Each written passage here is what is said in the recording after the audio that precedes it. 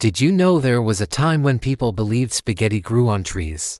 No, seriously, in 1957, thousands of viewers in the UK were convinced that spaghetti was harvested from trees in Switzerland. And it wasn't a joke among friends, or something from a cartoon. It was aired by the BBC on national television as a news segment. Let's rewind. It was April 1st, 1957, April Fool's Day. The BBC's flagship news program, Panorama, which was known for serious journalism, ran a short, 3-minute feature. It showed a Swiss family in the picturesque region of Ticino harvesting long strands of spaghetti from trees and gently pulling the pasta off branches, drying it in the sun, and then joyfully serving it up for dinner.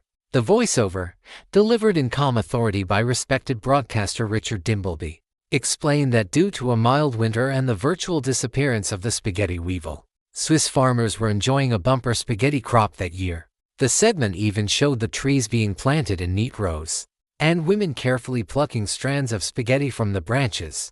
The production was so well done, so serene, so seemingly real, that many people watching had no idea it was a prank. You have to understand, in 1957, British people weren't exactly experts on Italian cuisine. Pasta wasn't a household staple yet. It wasn't widely eaten. And when it was, it often came in tins. Dried pasta was rare and considered exotic. So the idea that spaghetti grew on trees wasn't entirely unbelievable for many. After the broadcast, the BBC received hundreds of calls.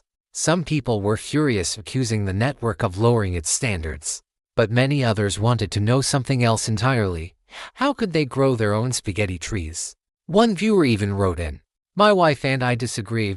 Is spaghetti a plant or an animal?" The BBC reportedly told callers to place a sprig of spaghetti in a tin of tomato sauce and hope for the best. The man behind the hoax was Charles D. Jagger, a cameraman who had grown up in Austria and remembered teachers mocking students for being so naive they'd believe spaghetti grew on trees. He had always wanted to bring that joke to life, and in 1957, he got his chance. He pitched the idea to Panorama's editor, who initially laughed it off, but eventually, they greenlit the segment, thinking it might give people a chuckle. What they didn't expect was the scale of the reaction. This prank became legendary. In fact, it's still considered one of the greatest April Fool's hoaxes of all time. And in a way, it marked a turning point in television history, showing how powerful and persuasive visual media could be, even with a completely absurd idea. Today, with Google and smartphones, it's hard to imagine people falling for something like this.